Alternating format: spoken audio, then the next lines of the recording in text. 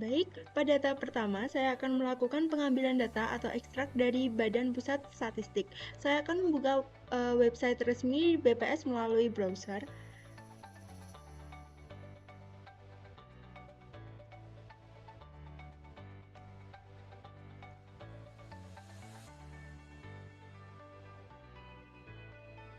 Nah, setelah masuk ke dalam halaman utama, kita pilih menu produk. Kemudian kita pilih yang statistik menurut subjek. Nah, di sini terdapat beberapa kategori seperti statistik sosial, statistik demografi dan sosial, statistik ekonomi, dan statistik lingkungan hidup dan multi domain. Masing-masing kategori tersebut memiliki berbagai jenis data sesuai dengan topiknya sehingga kita bisa mencari data berdasarkan bidang tertentu. Nah, namun pada kesempatan kali ini saya akan menggunakan cara yang lebih cepat yaitu melalui fitur cari data statistik. Di sini kita akan mencari data mengenai jumlah tenaga kesehatan.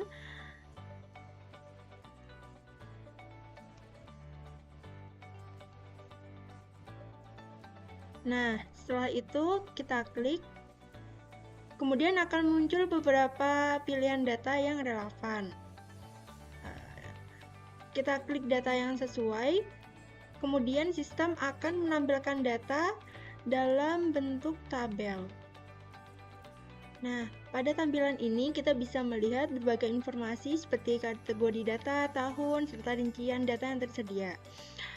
Di sini ada kategori tahun, kita bisa memilih tahun berapa yang ingin kita ambil. Di sini saya akan mengambil tahun di 2025. Setelah data sudah sesuai, kita dapat mengunduh data tersebut dengan memilih opsi download dan memilih format Excel agar datanya mudah diolah. Baik, seperti itu. Dengan demikian, data yang telah diunduh siap digunakan untuk tahap selanjutnya, yaitu proses pengolahan dan visualisasi data. Baik, setelah kita menemukan data yang akan diolah tadi, kita bisa masuk saja ke file Excel-nya. Dan di sini kita akan melakukan data cleansing atau beberapa pembersihan data. Pada file Excel ini kita menemukan bahwa di sini ada bagian yang tidak diperlukan dalam pengolahan data. Ini bisa kita hapus saja. Lalu juga pada totalan atau pada kolom Indonesia ini kita tidak perlukan, kita bisa hapus. Dan pada data yang tidak ada isinya kita bisa isikan dengan 0.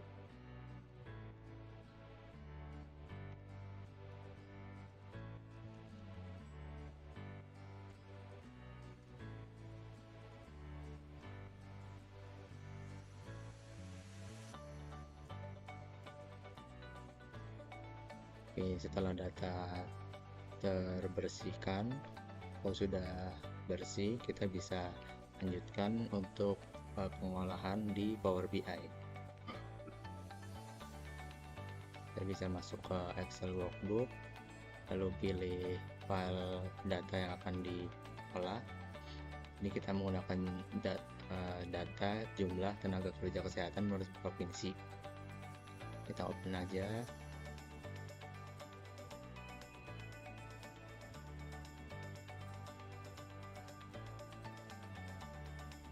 Oke, karena tadi kita sudah lakukan pembersihan data, jadi kita langsung load datanya saja.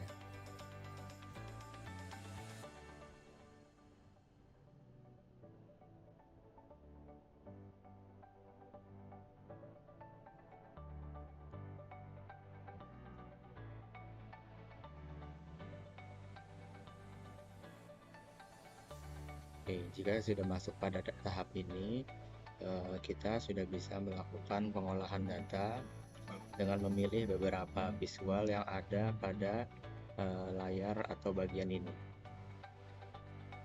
Baik, setelah kita berhasil untuk memasukkan datanya ke Power BI, pada visual yang pertama saya akan menunjukkan bagaimana cara menggunakan visual atau diagram tree map. Di sini kita bisa klik aja yang bagian tree map. lalu kita masukkan pada diagramnya. Kita isi provinsi pada bagian kategori, lalu kita bisa memilih misal ingin mencari tenaga gizi dan isikan pada kolom value. Nah, di sini akan tertampil tree map ataupun diagram tree seperti ini yang menampilkan jumlah tenaga gizi berdasarkan provinsi. Kita bisa lihat provinsi dengan tenaga gizi terbanyak yaitu kepada Kalimantan Barat dengan jumlah tenaga gizinya 853. Lalu dan seterusnya, ini dia akan semakin mengecil, maka semakin sedikit pula jumlah tenaga gizinya. Baik, di sini saya akan menjelaskan cara memasukkan visualisasi yang telah saya buat menggunakan Microsoft Power BI. Jenis visualisasi yang saya gunakan adalah stack column chart seperti ini.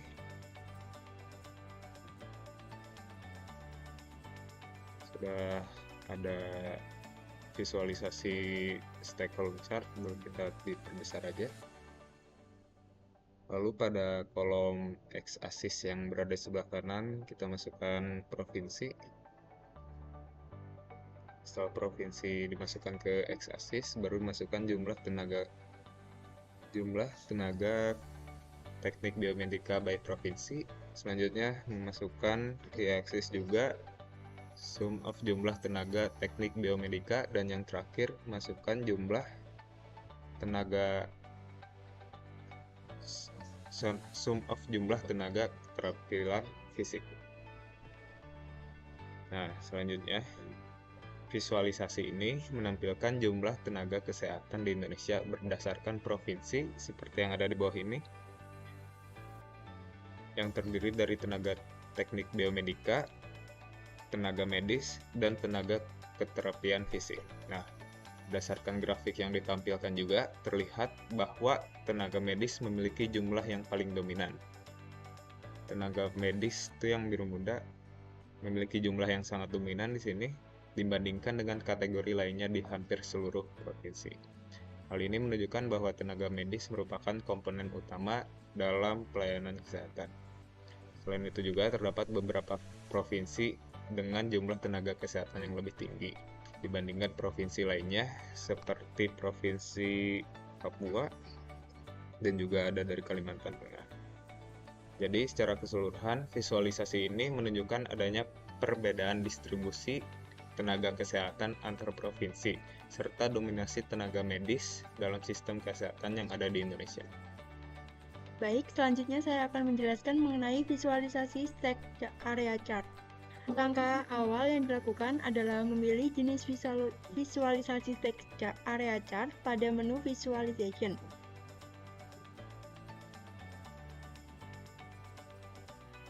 Kemudian variabel provinsi akan dimasukkan ke dalam sumbu X, dan tenaga gizi, kebidanan, dan lain-lainnya akan saya masukkan ke dalam sumbu Y.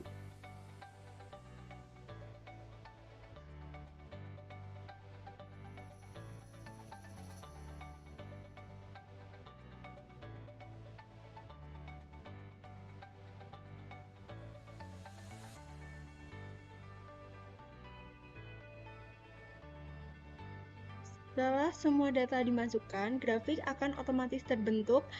Pada setiap grafik tersebut memiliki bahwa setiap warna mempresentasikan jenis tenaga kesehatan yang berbeda-beda dan ditampilkan secara bertumpuk untuk menunjukkan total serta perbandingan di setiap provinsinya. Dari visualization ini dapat dilihat bahwa terdapat perbedaan jumlah tenaga kesehatan antar provinsi, di mana beberapa provinsi memiliki jumlah yang lebih tinggi dibandingkan yang lainnya. Di sini misalnya dapat kita lihat misal di Papua Selatan tenaga kefarmasiannya ada 272, tenaga medisnya ada 2, tenaga kesehatan masyarakat ada 272, tenaga gizi 125, tenaga kesehatan lingkungan ada 90, dan tenaga kebidanan ada 992. Selain itu, kontribusi masing-masing jenis tenaga kesehatan juga terlihat berbeda sehingga memudahkan dalam menganalisis distribusi dan dominasi tenaga kesehatan di setiap provinsinya.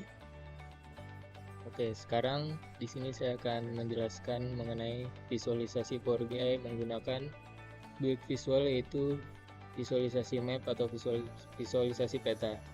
Yang pertama kita pilih build visual peta dulu.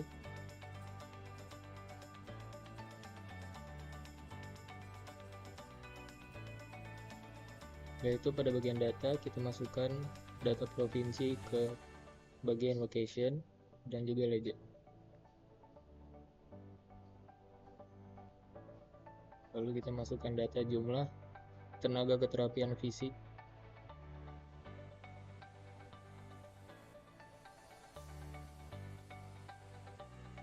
ke bubble size. Nah, jadi pada visual ini kita melihat peta persebaran tenaga keterapian fisik di Indonesia berdasarkan provinsi. Jadi visual ini itu menggunakan peta dengan lingkaran atau bubble, di mana setiap lingkaran mewakili satu provinsi. Ukuran lingkaran menunjukkan jumlah tenaga keterapian fisik di wilayah tersebut. Jadi semakin besar lingkarannya, berarti jumlah tenaga kerjanya juga semakin banyak. Berarti jika lingkarannya kecil, maka jumlah tenaga kerja di provinsi tersebut relatif lebih sedikit. Selain itu, warna pada lingkaran digunakan untuk membedakan masing-masing provinsi agar lebih mudah diidentifikasi, bukan untuk menunjukkan besar kecilnya nilai. Dari visual ini, kita dapat melihat bahwa persebaran tenaga keterapian fisik di Indonesia itu belum merata. Beberapa provinsi masih memiliki jumlah tenaga kerja yang lebih tinggi, biasanya berada di wilayah dengan tingkat pembangunan dan fasilitas yang lebih maju. Dan sementara itu, beberapa provinsi lainnya masih memiliki jumlah tenaga yang relatif rendah. Jadi, visual ini membantu kita memahami bagaimana distribusi tenaga keterapian fisik tersebar secara geografis, serta mengidentifikasi wilayah yang memiliki potensi kekurangan tenaga kerja di bidang tersebut. Mungkin cukup sekian dari saya. Terima kasih. Selanjutnya, di sini saya akan menjelaskan diagram bubble chart yang menunjukkan jumlah tenaga gizi berdasarkan provinsi di Indonesia.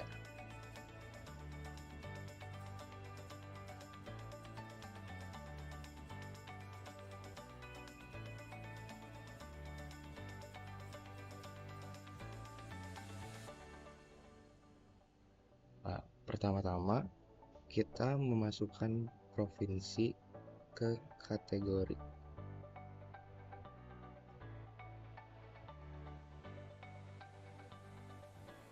Lalu memasukkan data tenaga gizi ke measure.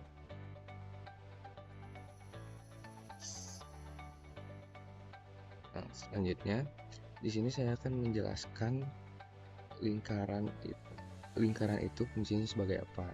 Nah, di sini lingkaran mempresentasikan satu provinsi di mana ukuran lingkaran menunjukkan jumlah tenaga gizi dan presentasi di dalamnya menunjukkan proporsi terhadap total nasional. Dari diagram ini terlihat bahwa beberapa provinsi memiliki jumlah tenaga gizi yang cukup tinggi, misalnya Kalimantan Barat, Banten, dan juga Lampung. Sementara itu, terdapat juga provinsi dengan jumlah menengah seperti Sulawesi Tengah, Yogyakarta, dan Maluku. Dan di sisi lain, beberapa provinsi memiliki jumlah tenaga gizi yang relatif rendah seperti Papua Barat, Kepulauan Bangka, dan Kepulauan Riau. Jadi secara keseluruhan, diagram ini menunjukkan bahwa distribusi tenaga gizi di Indonesia belum merata, di mana beberapa provinsi memiliki jumlah yang jauh lebih tinggi dibandingkan yang lain. Hal ini dapat menjadi bahan evaluasi untuk pemerataan tenaga kesehatan, khususnya di bidang gizi, agar pelayanan kesehatan bisa lebih optimal di seluruh wilayah. Selanjutnya di sini ada pie chart, yang dimana grafik ini juga berbentuk diagram lingkaran. Ini digunakan untuk menunjukkan proporsi atau presentasi distribusi.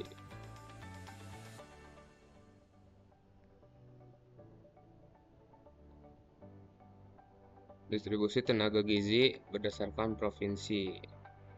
Nah, setiap warna pada diagram mewakili satu provinsi, dan ukuran irisan menunjukkan besar kecilnya kontribusi provinsi tersebut terhadap total keseluruhan.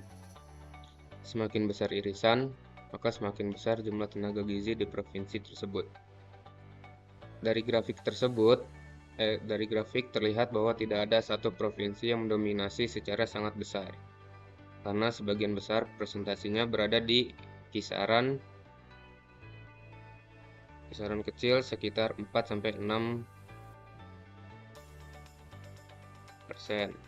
Hal ini menandakan bahwa distribusi tenaga gizi relatif tersebar di berbagai daerah, meskipun tetap ada perbedaan jumlah antar provinsi. Angka-angka yang tertera misalnya sekitar 496 atau kurang lebih 4,6% menunjukkan jumlah tenaga gizi sekaligus persentasenya terhadap total.